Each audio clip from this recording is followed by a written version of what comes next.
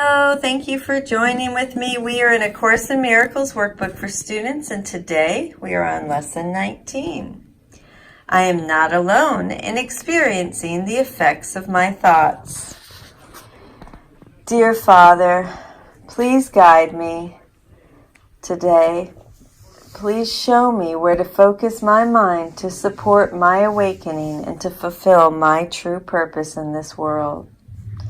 I am receptive and flexible, allowing each moment to be new.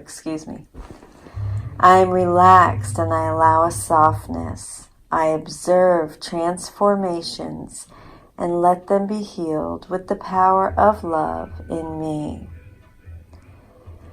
As I see with Christ's vision by joining with love's oneness, I bless all living things and see only holiness.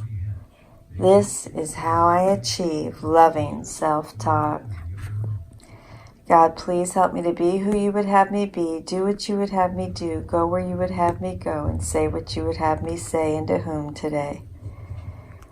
I thank you. Thank you for bringing us together, and thank you. I love you. Amen. Lesson 19. I am not alone in experiencing the effects of my thoughts. The idea for today is obviously the reason why your seeing does not affect you alone. You will notice that at times the ideas related to thinking precede those related to perceiving, while at other times the order is reversed. The reason is that the order does not matter. Thinking and its results are really simultaneous, for cause and effect are never separate. Today, we are again emphasizing the fact that minds are joined. This is rarely a wholly welcome idea at first, since it seems to carry with it an enormous sense of responsibility and may even be regarded as an invasion of privacy. Yet it is a fact that there are no private thoughts. Despite your initial resistance to this idea, you will yet understand that it must be true if salvation is possible at all. And salvation must be possible because it is the will of God.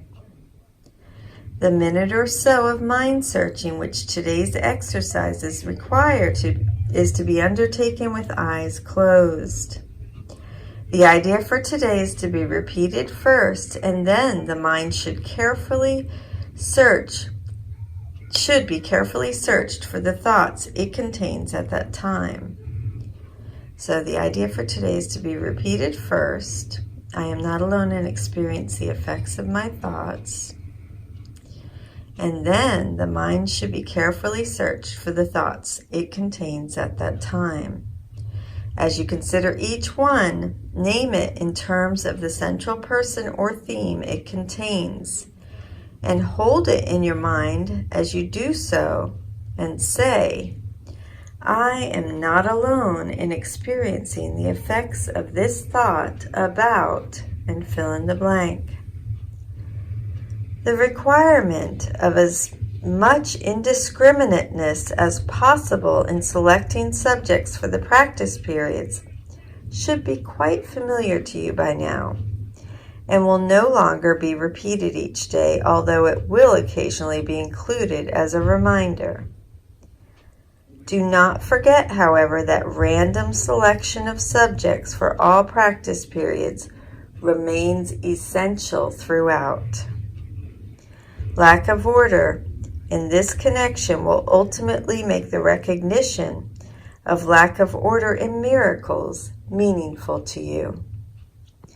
Apart from the as-needed application of today's idea, at least 3 practice periods are required, shortening the length of time involved if necessary. Do not attempt more than 4. Lesson 19. I am not alone in experiencing the effects of my thoughts. I love you. Thank you for joining with me, and have a beautiful day.